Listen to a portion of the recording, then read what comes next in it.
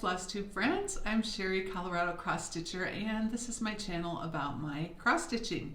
I'm so glad you're back. I'm glad I'm back too. I know it's been a hot minute, and I know I think I had Oliver in my last video at the beginning too, but I'm going to tell you a quick little story about him. So I brought him in to show you how mellow he is, how gentle he is, how sweet he is, but the week after Christmas he bit me. So I wanted to tell you that story. He has trauma from his kittenhood before we got him. So he's really scared of loud noises, and when he gets scared, he panics. So he walked into our office and somehow got his tail stuck in the bottom of the office chair. I think the hydraulic, there's a crack where it goes up and down or something. And he freaked out. And of course, the more he freaked out, the more he pulled, the tighter it got. And so Paul ran in there and he was like, "Can you come and help?" Because he's scrambling, trying to get away, thinking that the chair is eating him up. So I go in there and I reach out to try and still him, and he bit my hand. He was just like out of his mind, crazy, didn't know what he was doing. And then he comes around the other side of the thing and he latches onto my bicep, and it was just a nightmare. It was just so out of character for him. He's such a sweet boy. So anyway, I had to go get a tetanus shot, and then I had to get on antibiotics, and it all turned out just fine. But he will not go in the office anymore, and he's scared to death of that room, and we duct taped that little crack, so hopefully that will never happen again. But I'm telling you what, he just lost his marbles for 3 minutes there when we were trying to help him. Poor little boy. We also had to take him to the vet, and you know how I always tell you, well, he's big but he's not overweight. Well, now he has to lose a pound. He's 15.8 pounds, and the vet said he should be between 14 and 15. So he's also on a diet, which doesn't make him very happy either. But generally he's just a sweet, sweet boy. So anyways, I was on antibiotics, had a tetanus shot. I was feeling lousy, thinking, boy, I really reacted to all those medicines. Well, it turns out I had COVID. So that was the first time I've had COVID. I guess I was able to avoid it for 3 years, and it was not fun. And somehow Paul did not get it, so that was good news. But my brother got it, and my brother started it, and my mom got it, and so anyways, we're all back to normal. So now I can floss tube again. And this is going to be a floss tube packed with projects. I went on a framing frenzy, so I've framed a ton of projects to show you. And then I thought I'd do kind of a 2022 recap with not all of my things that I did, but some of them. So I've got a lot to show you today. I have I started a new project, so I have that to show you. I started and finished a project, which I framed, which I have to show you. I'm going to do my word of the year and talk to you a little bit about winter cross stitch camp, which is in February. So let's buckle in, and I will let this boy down so he can go do whatever he wants to do while I film. Right? You're such a good boy. I don't know why you bit me. Yep. All right. So let's start with the new project that I'm in the middle of. Now, this was a Christmas Day start, and I am stitching it with my friend Christy from Crosshatch Quilts. And I have had this as a kit for, I guess 4 years, because I went to the Shepherd's Bush retreat in 2018, and Brenda Gervais with I Needle and Thread was one of the instructors, and this was the kit she gave us, and I loved it immediately as soon as she showed it, because I love cardinals. We used to have a cardinal pair that lived outside in our backyard in St. Louis, and we don't have cardinals here in Colorado. Okay, the cats are playing, so we hope they don't get antsy. So I wanted to do this from the very start, and then I was watching Christy's Flosstube, and she said she was going to start it on Christmas Day, and I thought, okay, I just need to jump in and do it. So it's Winter Rose Manor, and this is my progress on that. So I did the cardinals on Christmas Day. I thought that was kind of appropriate. You know the saying that when you see a cardinal, it means a loved one is visiting. And so I kind of did that in honor of my dad. First Christmas without him. And I just love how it's coming together. I'm using the called for fabric and the called for threads. I don't really know what the fabric is. I should have looked that up, but it's just really fun to work on. Now the house I outlined, and when I outline something that big, so that, you know, then it's easy to just fill it in, I do half stitches around the edges.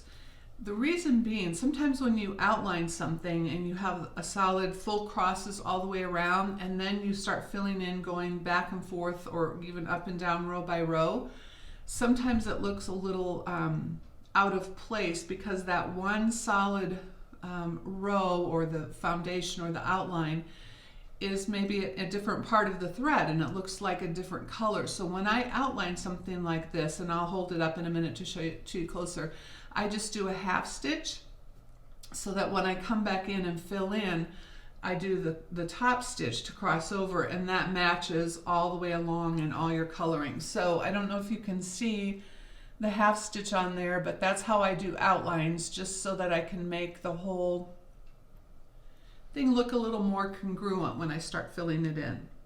So I love this. Can't wait to work on it more. And I like filling in. I don't know, it's just kind of zen. You start going back and forth, and I do the sewing method, and it's just nice to not have to look at a pattern for a little bit. So hopefully I will get that one finished before the next Flosstube. So that was super fun to work on. And then I also did, well, I know that you remember me talking about this, Birds of a Feather. One of my unicorn, well, two of my unicorn patterns were Birds of a Feather. And the first one was the Christmas nativity scene, which I think is called Joyous Day. And remember I showed you that I got it in needlepoint, and I started doing it in needlepoint over here with Averswa silks because I despaired of ever finding it in a cross stitch pattern. And they were like, I don't know, $200 or $300 on eBay, which I wasn't going to pay. So I started this, and you can still get the needlepoint canvases if you want to do that. And this one I'm going to just turn into a pillow. Then one of my wonderful virtual stitchy friends contacted me, and she had purchased the pattern and wanted to share it with me. And I'm just so thrilled to have been able to stitch it. Of course, I wanted to stitch it fast because I don't want to be responsible for anybody's very rare pattern. So I got that stitched and mailed back to her, but here it is, Oh Joyous Christmas by Birds of a Feather. And it was fun to stitch. I really love how it turned out. I stitched it with all the called for threads. And then I had ordered a frame for it so that I could frame it up really quick so I could have it up for Christmas. Which, you know, I can't see ever putting this down. I think I'm just going to leave it up because I just love it. And I love the wood because it reminded me kind of barnwood or the stable where Jesus was. And so, yeah, I love how it turned out. And it was pretty quick to stitch because the border is simple and went quickly. And I kind of decided maybe I'm going to do a nativity cross-stitch project every Christmas because I just really enjoyed working on this in the month of December. So I've got some ideas for that. So that was a start and finish since the last Flosstube when I talked to you. And then I want to show you another, I decided on my word of the year, which you know I do every year. And I have some of my older pillows here to show you. So I use the Ultimate Sampler Motif Book by Brenda Keyes, the Sampler Company, and I just pull together different motifs. I have the same fabric, which is 25 count Country Mocha Lugana, and I stitch 1/1 for these pillows. And I just pulled a probably eight or 10 flosses that I liked, and I just pull from them each year. So I keep this whole thing in a project bag so that every year I can pull out the same fabric, the same flosses, so that they all kind of go together. So some of my past words and pillows, so this one was trust. And then I did, I don't know if I'm going to do these in order. Then I did joy for 2019. This was 2019 joy. And then 2020 was peace.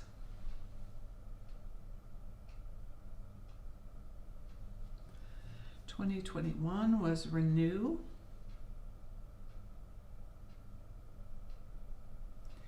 (2022) was create. And honestly, I'm keeping create as my word of the year, sub word of the year every year. This was my favorite word of the year because I just wanted to create every day, and I really focused on that. But my new word of the year this year is grow. And here's the little pillow that I did of that. And again, for all of these pillows, I just take different motifs and put them together from that book. And, I do tweak a lot of them, but basically using the same fabric, the same colors of thread, just kind of makes all of them go together and they kind of look nice. And so usually I keep them in that little cabinet back there in the month of January just to kind of remember all my past words of the year, but they would be really cute in a dough bowl too. Remember, word of the year should be something that you want to do, not something that feels bossy, because then you're going to be resentful. Like if you thought about the word of the year being grow and you feel like that's somebody telling you to grow up, or telling you need to grow a little bit, then that's probably not the word for you. I look at it as we've got a lot of things coming up this year and a lot of opportunities for growth, and so I just really want to lean into that and really focus on that in the coming months. So then I ordered, Michelle from Under the Woolen Willow offers Word of the Year pillows, which her pillows, of course, I've shown them a million times. They're amazing. Well, this year she also offered a little patchwork heart with your Word of the Year. So I ordered that with my Word of the Year, and she just does such beautiful work. And I thought I could pin this on a project bag or hang it on a little ornament tree or something, but it was just kind of fun to have another version of that Word of the Year.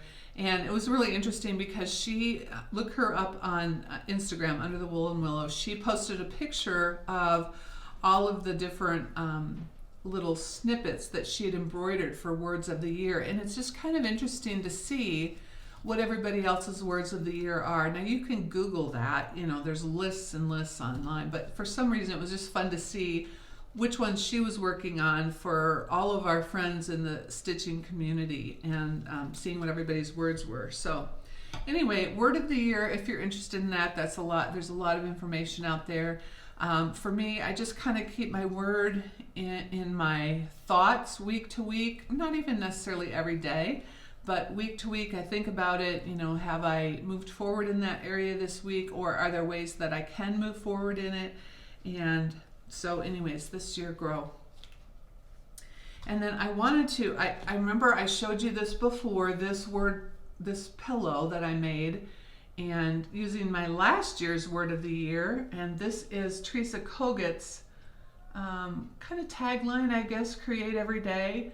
Last year I ordered a sticker. She has an Etsy site, and you can order a sticker, you can order t-shirts, and she also had this pattern. I'd seen this pattern because one of you guys did it for cross stitch camp one year, I think, and I thought, oh, I absolutely have to do that.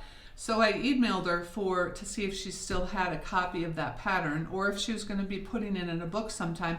Well, it's a free pattern on her website. So I'm going to link to that below, because I know last time when I showed this, I told you guys, maybe she'll come out with it in a book, included in a book someday or something, but lo and behold, she has it for free on her website. So I will link to that if you want to make a create every day little pillow for yourself. They're just super cute. And then this is the one that I shared with you that I pulled the trim that I wanted to use. So this is our, what is the name of this? Liberty or Freedom, or can't remember the name of this color, but it's our chenille trim that we carry. And then I took it over to the sulky case of threads, and I just picked a sulky color that matched perfectly to the trim.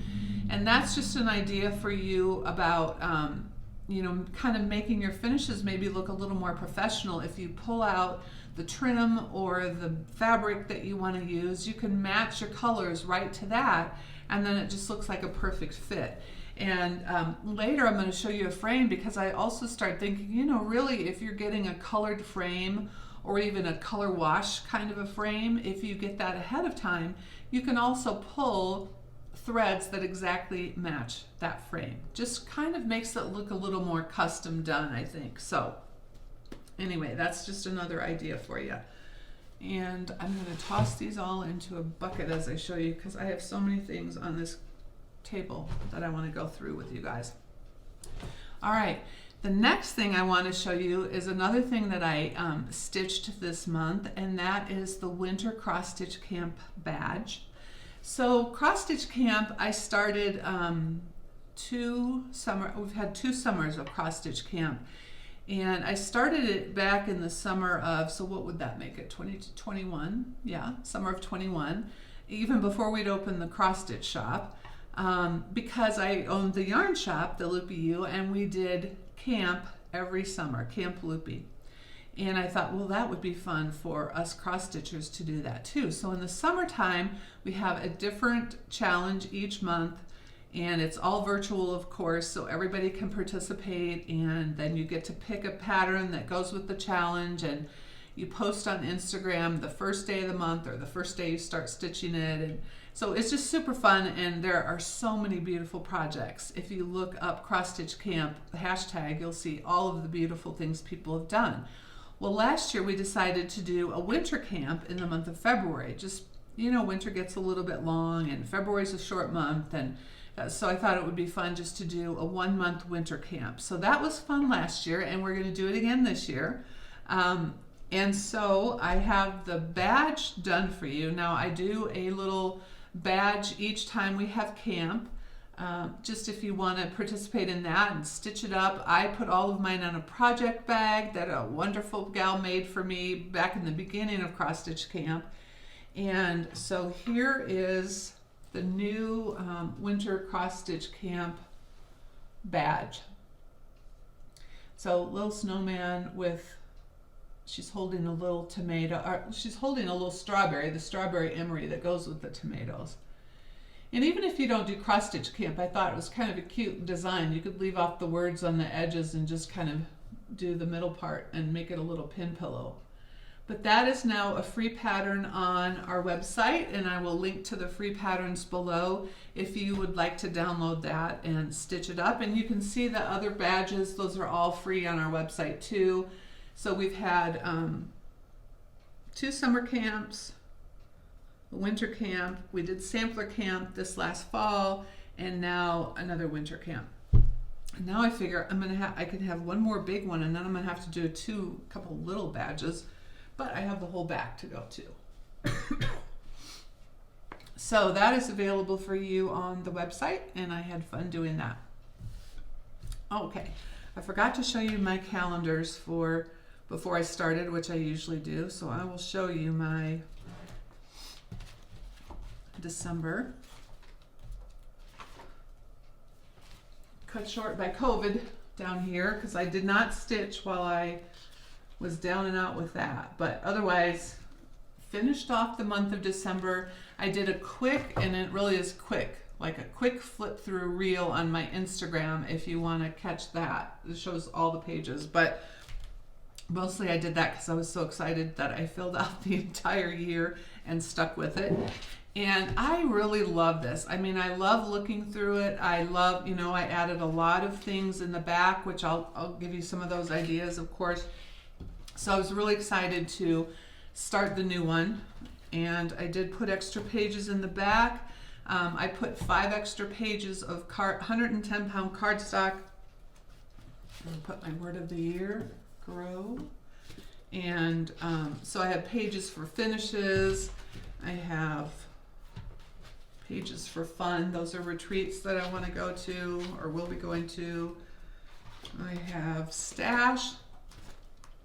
So I'm all ready.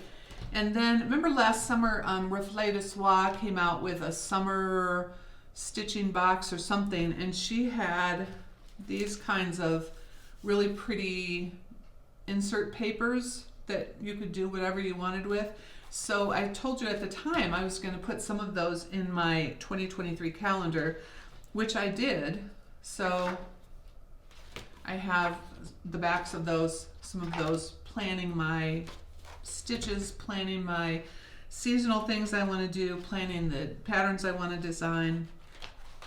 And then I have added some stickers to some of the different months already, just in anticipation. I get those anthropology sticker books, I think anthropology sticker books on, no, Antiquarian, that's what it's called, Antiquarian Sticker Books on Amazon. And I know a lot of people do that, but I'm always looking for stickers because I don't want just those stickers. Like sometimes people send me stickers and I put those in my book.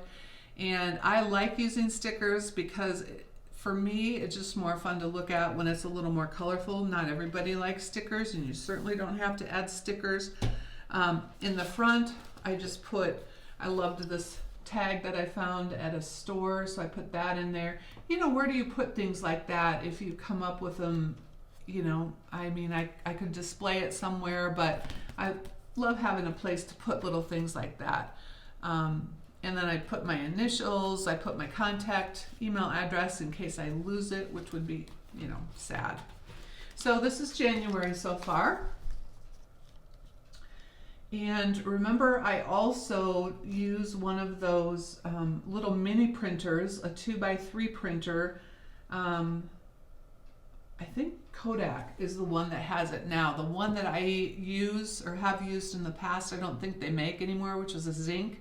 But Polaroid has one that's just perfect. So this was just a photo that somebody shared on, I think, Facebook.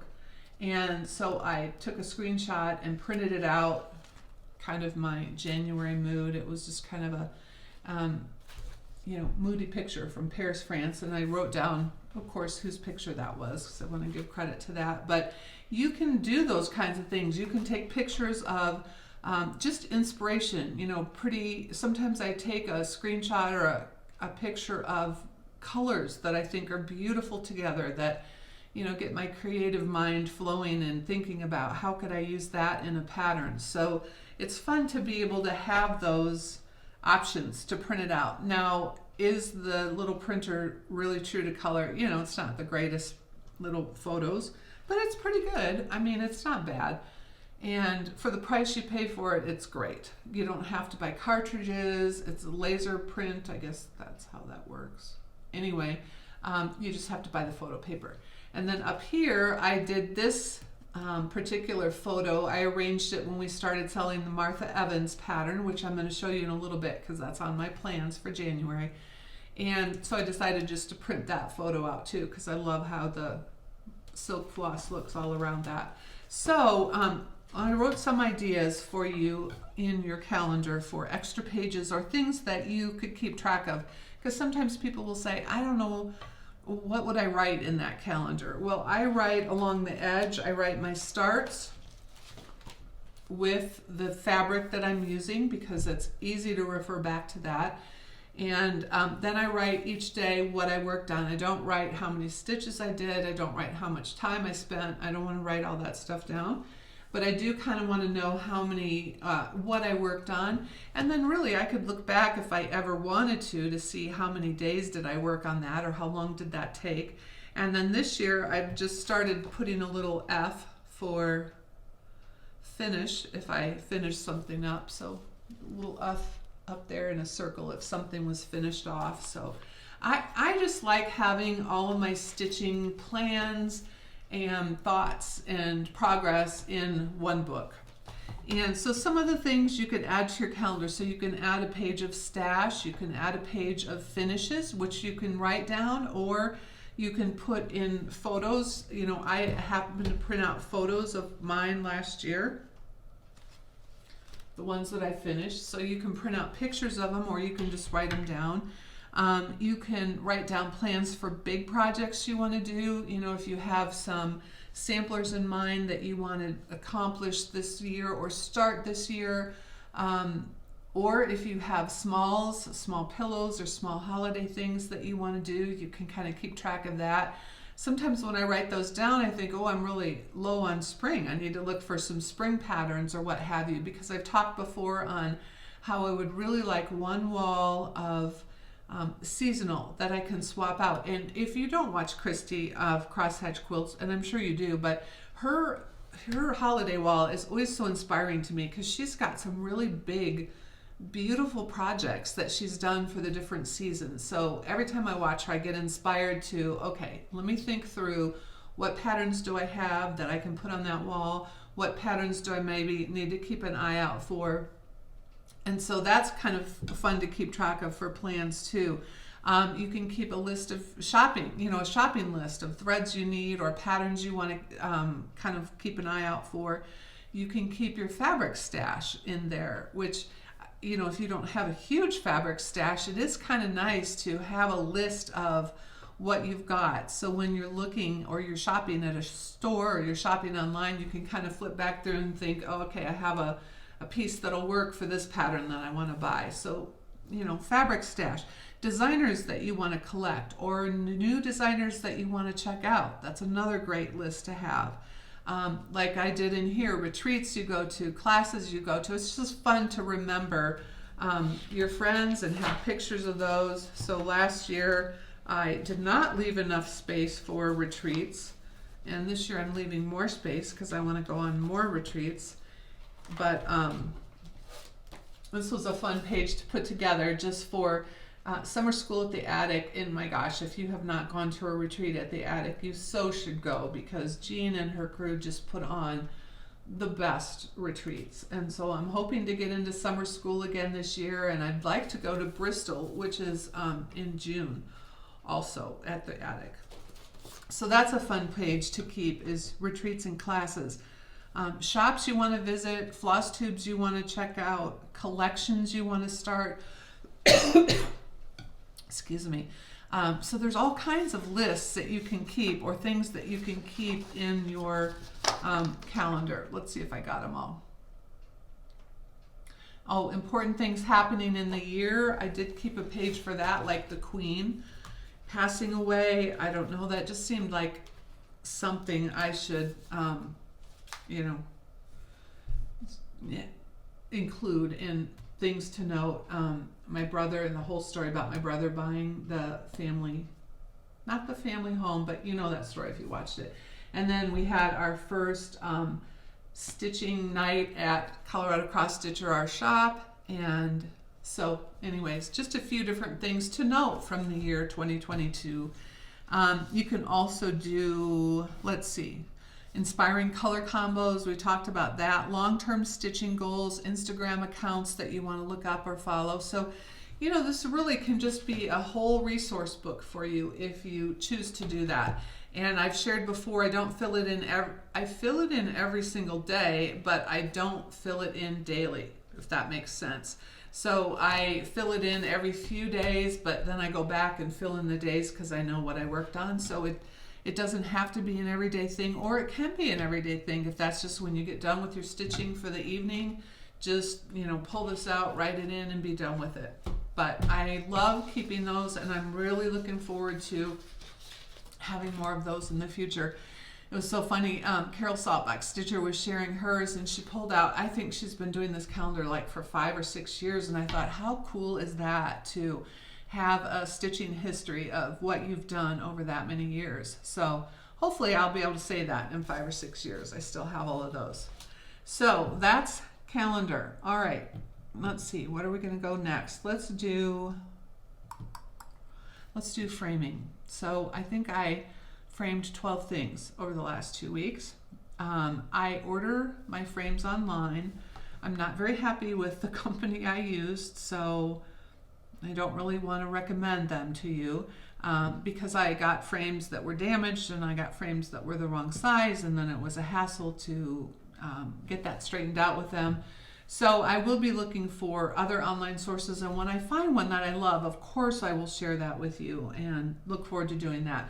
So this is the first one I framed, and this was always really a wonky, I think the fabric was skewed, and this I did back in the 90s or probably late 90s, and I finally found it. It was a free pattern from Cross-Eyed Cricket, and also this frame, which is from back then too, was a little wonky. All in all, it was hard to frame, but anyway, it was a cute little framed Christmas piece that was perfect for the holidays, and I just love the composition of the whole design. And again, that was a free pattern from Cross-Eyed Cricket back in the day, and I did not look up on their website to see if that is something that would still be available, but it's possible if you want to go to their website and see under their free patterns if they still have that. But you know, all the little red houses and the tree in the middle. So that was a fun one to have done. Then another one I did, and this was one of my other unicorn patterns, and I was able to buy this pattern just from a fluke. Somebody, one of you guys on Instagram knew that I was looking for it and said, hey, I saw it on this website. And I probably saw it within 10 minutes of her sending me a message, and I jumped on and got it. And I was so happy because I love this one. And this is the Happy Hearts sampler from Birds of a Feather. Well, I did make some changes to this. I changed up some of the, not the colors overall, but I changed some of the colors within the different pieces that were already there. And I added the word joy down here. I think there were initials in that spot, but it was fun to stitch, and I love how it turned out. And I get to keep this one at home. Usually when I frame things that we sell the patterns to, I have to take it into the shop for shop samples. So once in a while I do something that's no longer in print and I get to keep it in my house. So that's kind of fun. But I really love how it turned out, and just so happy to have that pattern. Happy Hearts Sampler by Birds of a Feather. And I did it on a color and cotton, piece of color and cotton, but 40 count, I'm pretty sure. I don't remember the color. So that was one that I did and framed. And then probably one of my favorite, oh, I know, I say that too much. One of my favorite ever pieces, but gosh, I love this piece so much. And that's Quaker Christmas 2. It is a massively big piece. I did it on 36 count Wintermorn with sulky threads, and I was inspired by Cindy C. Stitches on Instagram. She made this, I think she made it for her daughter, and I just loved it. The picture on the pattern is not a good picture. It doesn't show the whole thing. It's kind of rumpled up in the bottom, but when you see the whole thing, oh my gosh, it's so gorgeous.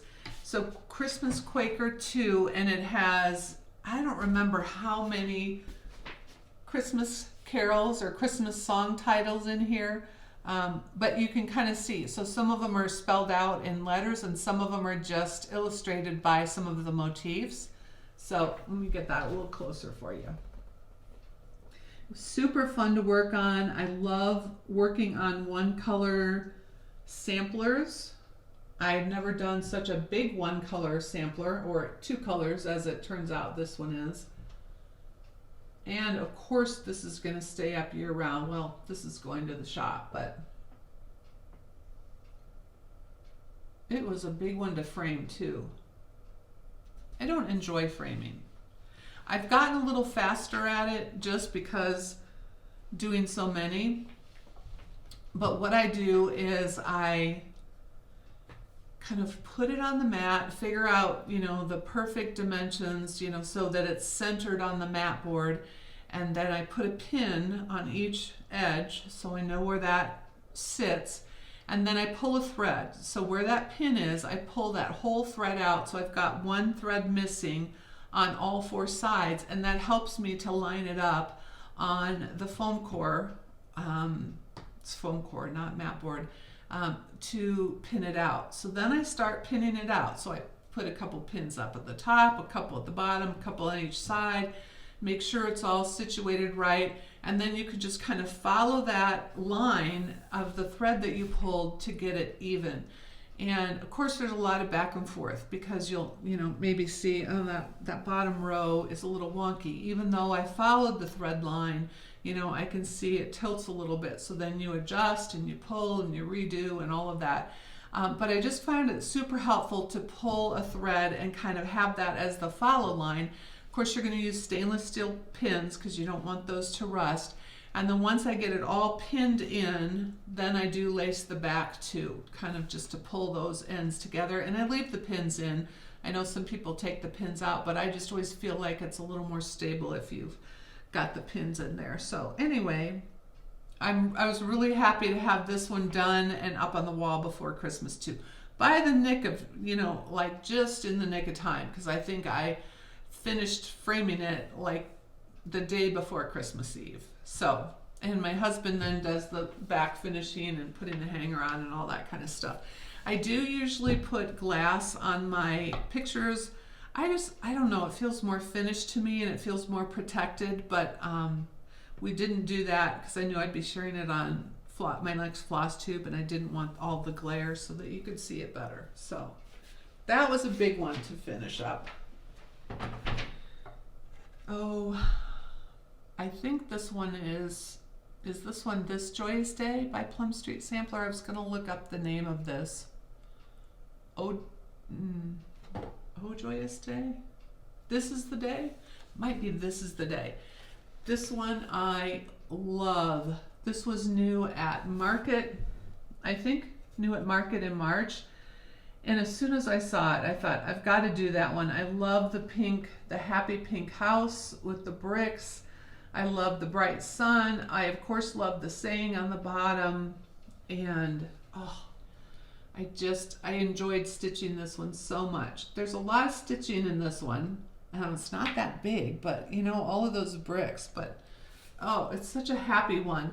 And this is the one I shared with you before that I made a color copy of my finished work so that I could maybe make, not shellac, what is that called when you, Mod Podge it onto the top of a wooden box, my own picture of my stitching. So I still want to do that, and I will show you that when I get that done. But didn't that turn out so fun? I can't wait to have it hanging up.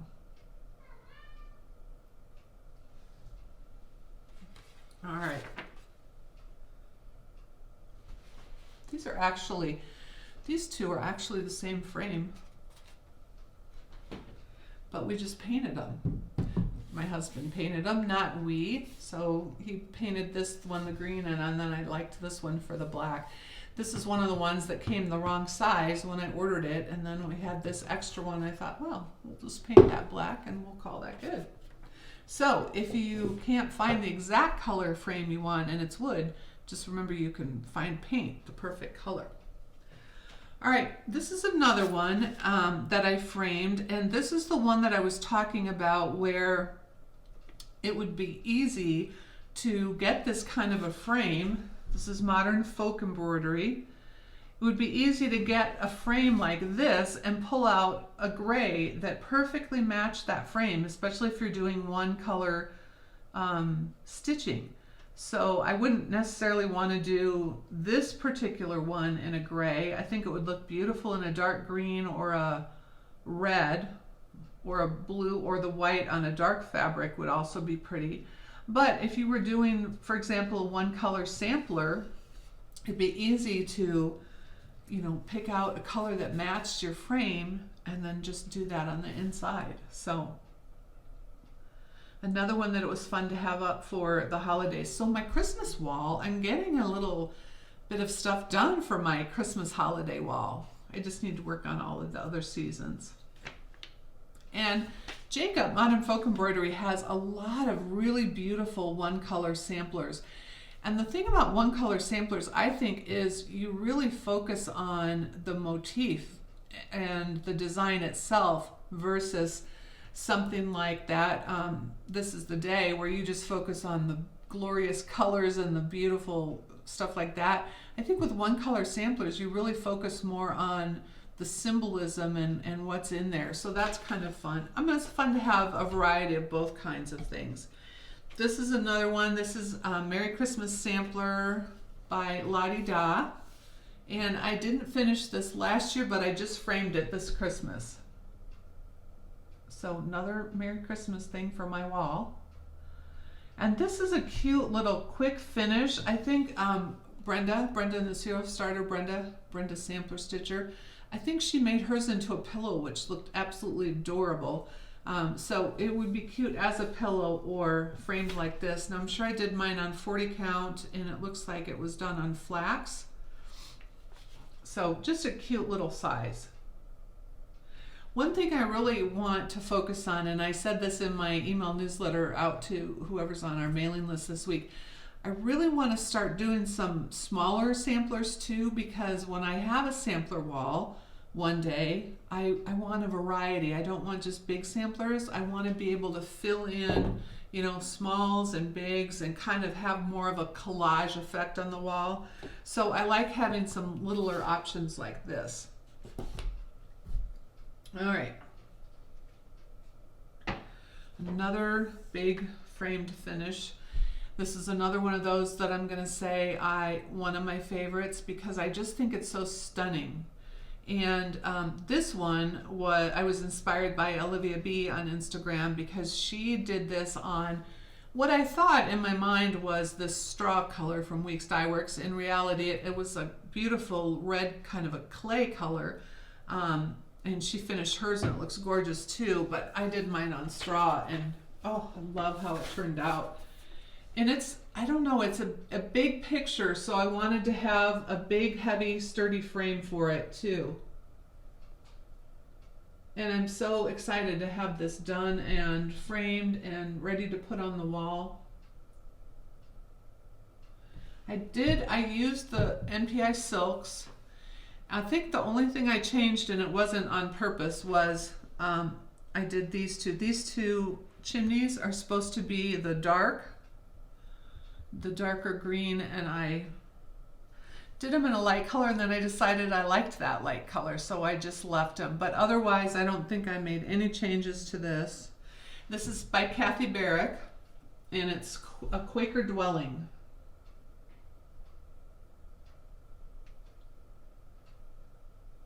Super fun. I also decided I am not waiting this long to frame all of these things next time. I'm going to try and do like one or two at a time because it almost got overwhelming when you have so many unframed pieces. And I know we all have that situation because it costs money to get it framed and it's time intensive to get it framed. But I just want to encourage you at least to go through and pick out some of your very favorites to have framed. I am always thinking of myself as a process stitcher. Like I love the process of stitching, but I didn't realize how much of a product stitcher I am too until I got them framed and started putting them on my walls and realized how much joy it brought me to have it framed and to be able to enjoy it like that. So even though what I really enjoy is the stitching part, and sorry, itchy nose. And you might feel that way too, that you really enjoy the stitching part itself, but I encourage you to at least get a couple of them framed. And you can go to, you know, Hobby Lobby or Joann's or Michael's and buy ready-made frames and kind of make them to fit what you've got. Or sometimes they have in their frame department frames that people change their mind on, and you can get a good deal on those. But somehow, I really just want to encourage you to frame some of your pieces. For me, I'm not going to let it go this long next time because I'm just so excited to have all of these done. Here's another one that I framed, and this is Huckleberry Farm by the Blue Flower. And boy, these borders, and I told you this before, the borders along the edge are probably the most beautiful borders I've seen. I love the curving nature of the vines, the flowers and the squirrels, and it's just such a beautiful border. I also love the yellow farmhouse, and of course the mountains in the background reminding me of Colorado, and the bears. I love how the bear down here is sitting on the little cartouche and bending it downwards. I thought that was hilarious. So just a lot of really pretty things going on in there. I stitched this on, I think 40 count, yes, 40 count stone by Fiber on a Whim. And it was just another one that was really fun to work on because the colors are so beautiful. And then just watching the whole picture come together was fun. Huckleberry Farm.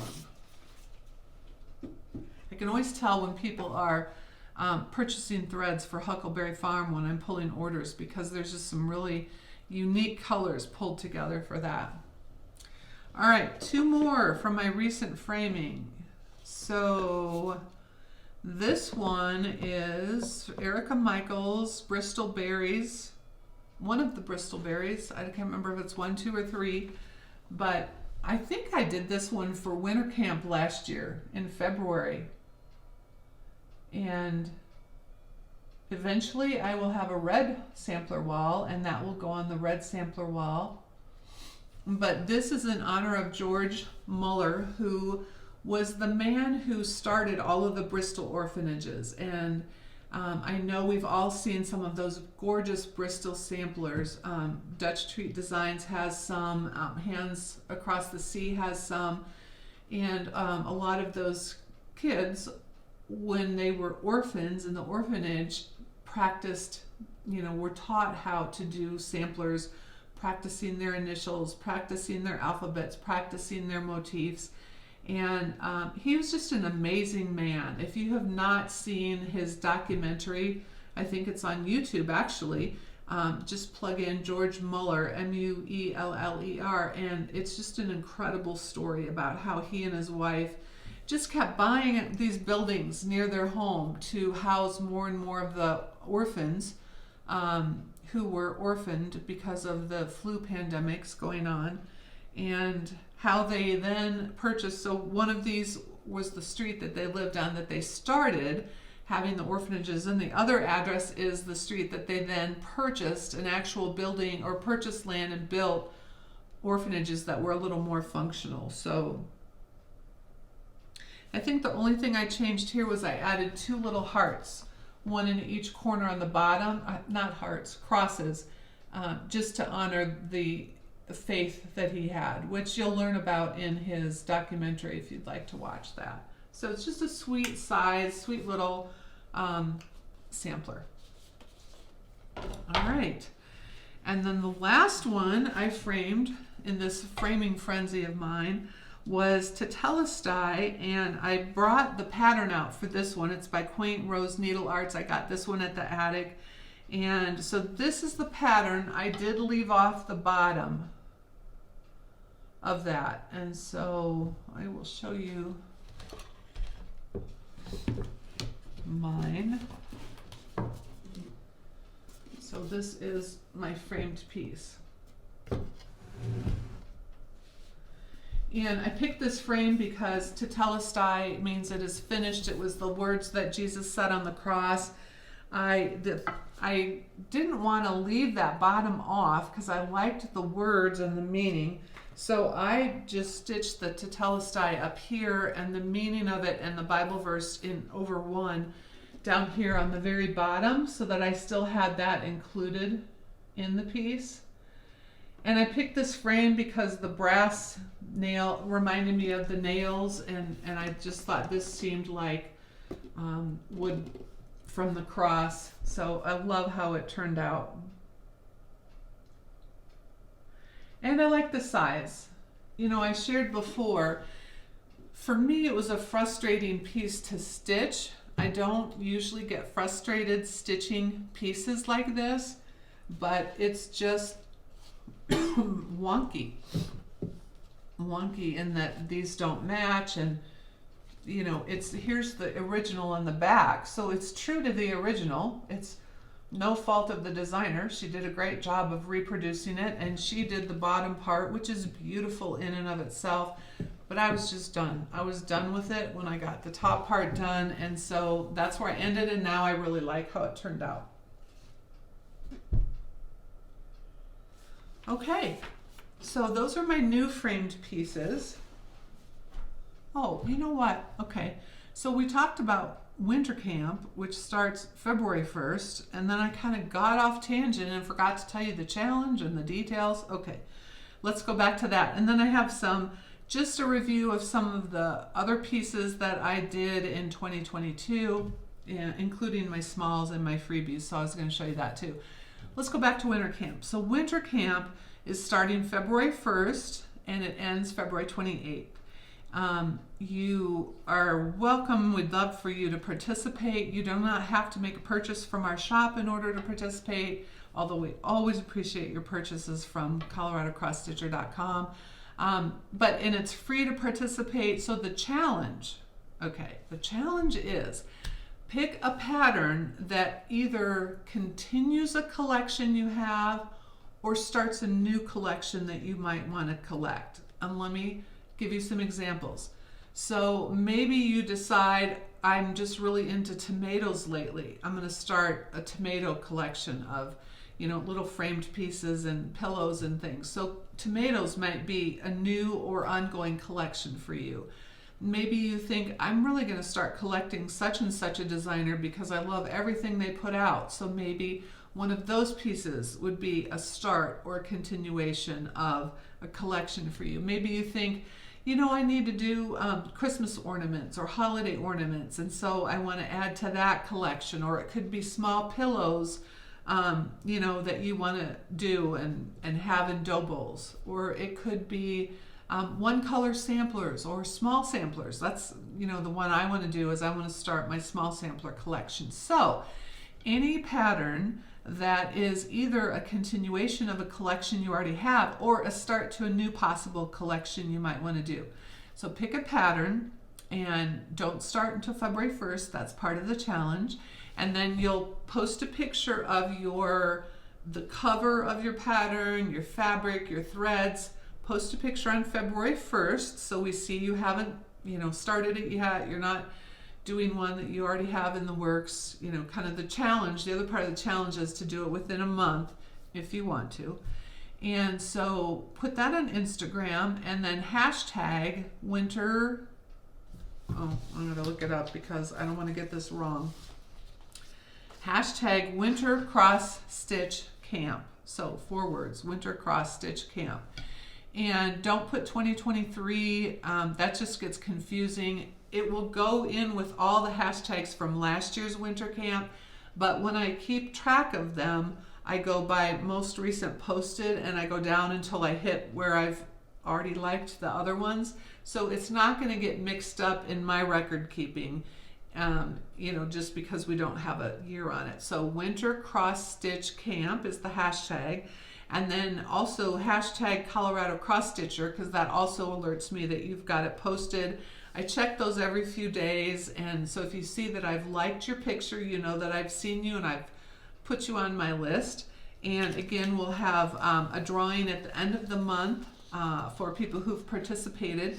If you finish it during the month, that's great. Be sure to post another picture with those hashtags, and so we can all see what you've done. And so it's always fun for me to see what people pick for the challenge. I'm going to pick one of the small samplers from Hands Across the Sea, and I haven't decided exactly which one yet because I have like 4 that I'm just chomping at the bit to start working on. So I will pick one of those and get that going.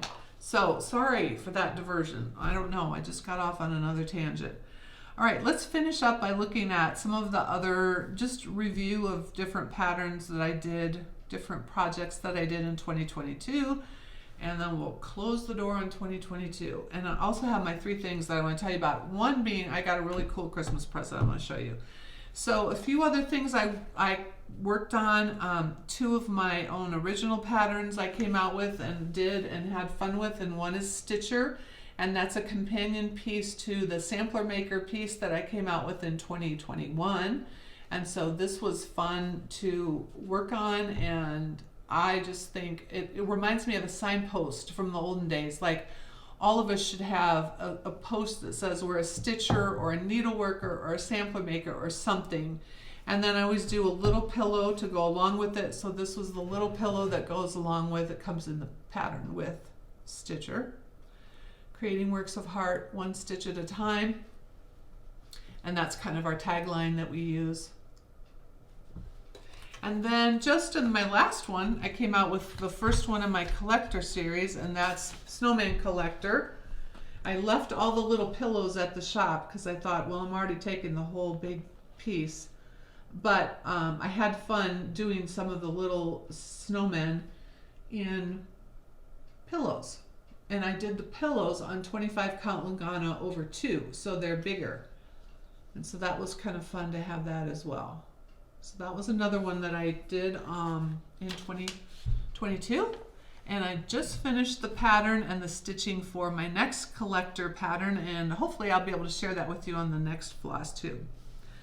All right, so then other things that I did last year that were fun. Remember, I did Tomato Tavern by Lucy Beam, and it has this huge tomato. And remember I said I looked for something that I could just kind of have it standing tall, and I found this at an antique store. It's got a really heavy metal base, and so then I just did the little Tomato Tavern around the bottom with a bunch of little tomatoes, and that was just a little design I did up on the computer just to add to that. That was you guys' suggestion, because I was thinking, should I hang, stitch Tomato Tavern and hang it from here? And then I don't know how many of you said, well, just put it on a thing around here. So that was a no-brainer. I love that.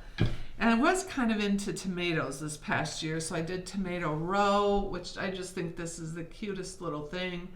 And again, really quick to do up and finish. And then Brenda Gervais with Thy Needle has a bunch of tomato stuff, and so this one is I Collect, I believe, and I love that. It's very hefty. I use lizard litter or crushed walnut shells in most of my pillows, but big ones like this kind of get heavy.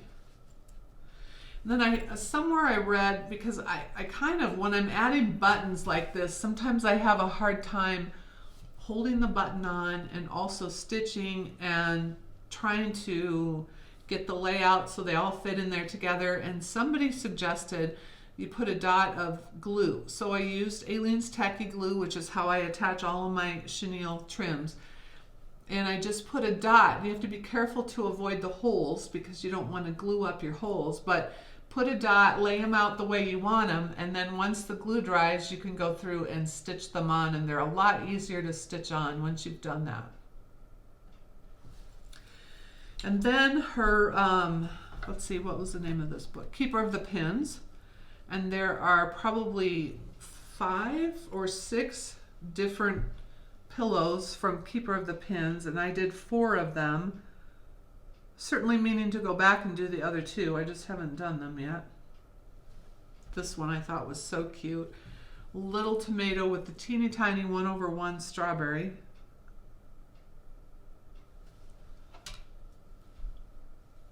This one.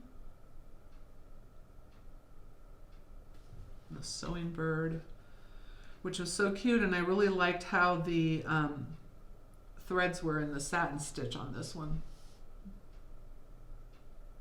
So those were super fun to work on this past year. Tomatoes. Always looking to increase my tomatoes.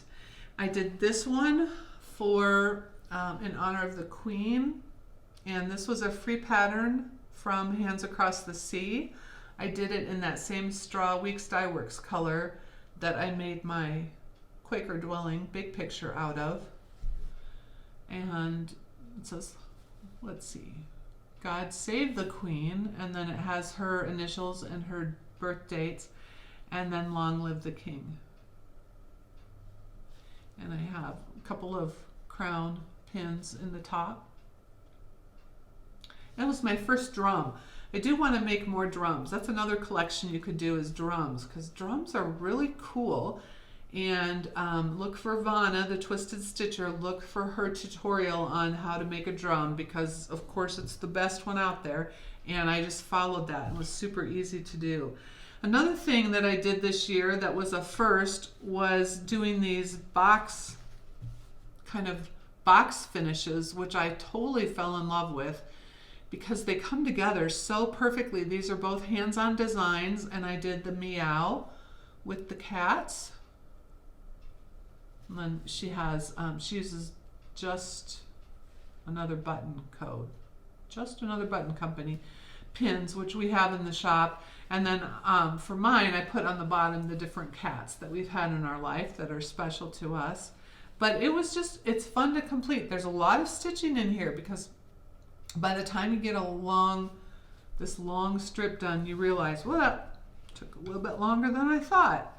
And then I did the F is for flag because I loved the different flags and quilt blocks on that one. And the eagle. We'll love that eagle. And then the little square of wool is included in the pattern for the top. So those were fun. And then I used that same technique for making this, and this is probably one of my favorite smalls too that I made in 2023. And this is from the book Simone's Smalls, which we have in the shop. And I just picked 2 colors of sulky that I liked, so it's not the called for, but it is done in red and blue like the book calls for. And I just love that. There's also a stitched piece for the bottom, but I thought I'm always going to have the house showing. Why would I stitch the bottom and not see it? So I just put plain on the bottom. And then here are 2 more pieces from that same book. So this, I think I showed you guys before. I just love that little saying about all of us stitchers. And I just finished it with a little bit of baker's twine, which is one of my favorite finishes because it's just tiny. It's just enough to cover your seams up and to kind of give a little frame to the outside of your piece. And then this one I did, and I chose to do it in red and green because I thought you can really do any of the pictures or the patterns in that book in any color you love.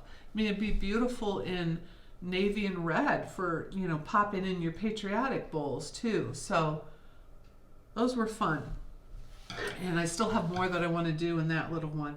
And then I did a few of the Halloween ones. So I had already done Boo in the past. This is Luminous Fiber Arts, Misty, her adorable Boo-hoo pattern. So I'd already done Boo, and so this year I did Who. So Boo has his friend Who. Again, just finished it with our black chenille and put some orange fabric on the back.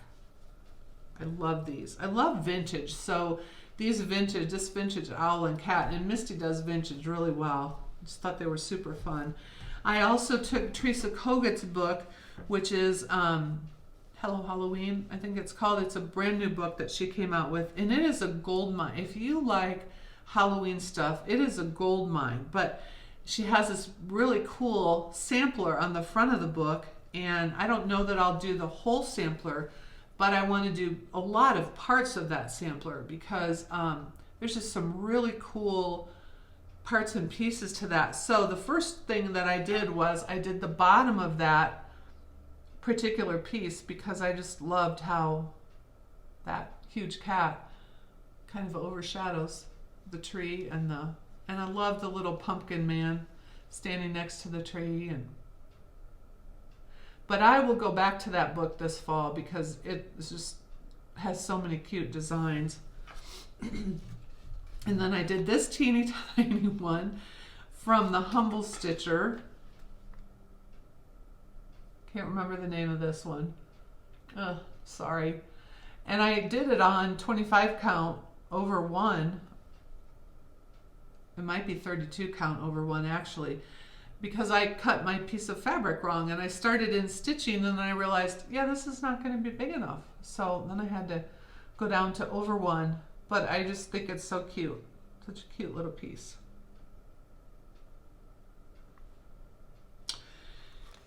And then I did some free patterns for all y'all this year, and so I thought I'd show you those. I can't remember if the Valentine one was this year or not, but I did not bring that home. But I did the little pumpkin guy for the fall. Again, I'll link to our free patterns in the show notes below. These are all free on our website. Kind of did the little tomato, kind of like the pumpkin where I used the tomatoes in the O's. Whereas here I used the pumpkins for the peas. And this one, because I had bought this old-fashioned, old vintage jar, and I think it was a sugar shaker because it's got pretty big holes on the top. And then okay, so somehow my camera shut off. Sorry about that. So let's finish up with a couple more freebies that I stitched last year for you. So here's Thankful Turkey. Again, these are free patterns on our website, coloradocrossstitcher.com, and I will link to the free pattern page below. And then I did Oh Say, and that was for Laura on Mozart, Brendan the Serial Starter. And I kind of tell that story in Flosstube number 34 if you're interested in what that's all about. And then I did Oh What Fun in both a Christmas version and a birthday celebration version. And my thought is you could just pop this in a bowl full of ornaments, or you could put this by somebody's place setting if it's their birthday or you're celebrating something. So again, all of those are available on our website. Okay, let's talk about question of the day. So last time the question of the day was, what is your favorite book that you've read or listened to lately?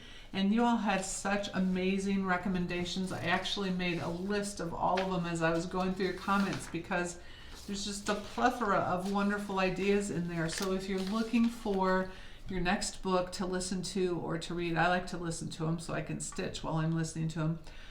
Check out the comments in my Flosstube number 34. One of the first ones that I downloaded on audiobooks and listened to after I read through your suggestions was Remarkably Bright Creatures by Shelby Van Pelt, and I loved the book. It is about a lady who befriends an octopus, and which sounds like a weird premise for a book, but oh my gosh, it was such a good book. So I highly recommend that one. Okay, the question for the day in this next month is, what is a collection that you have in your stitching in terms of patterns? And this relates back to our winter camp challenge of either continuing or starting a new collection. So do you have a collection of certain designers? Do you have a collection of certain topics or motifs or kinds of patterns?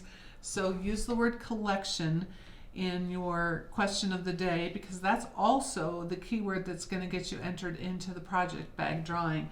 Now this month I have, this was an unclaimed project bag that we did a drawing for earlier, and this is from Pinky Promise's store on Etsy, and it's a beautiful sunflower bag. And what I love about her bags is she always does an embroidery on the back that matches the fabric on the front.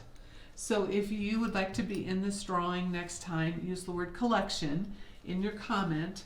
And then last month's winner, and this bag is from Deborah at Joyful Stitching Store, and again I link to her in all my floss tubes because she's so generous in donating project bags, and she always includes a little accessory bag with it. And Joanna Nelms is the winner of this one from last month. So Joanna, if you will get a hold of me, email me and tell me your address, I will ship this right off to you. All right, so my 3 things that I wanted, did I already talk about 3 things? Oh, shoot. I think you said you were going to this time. Yeah, okay, so you have to just, All right. okay. So 3 things for this month. My first one was one of my favorite Christmas gifts. Well, I had a lot of favorite Christmas gifts this year, but my brother bought me this Christmas gift, and this is a thing that I had never heard of. I didn't know I needed, and now I can't imagine not having it. And that is an Ember Coffee Mug system. And it's a system because it's a way to keep your coffee hot through your whole mug. Now I'm sure you've seen the kind of little coasters that that heat up and keep your coffee mug warm if you've got the coffee sitting on top of that. Well, this one is not like that. This particular thing is a charger.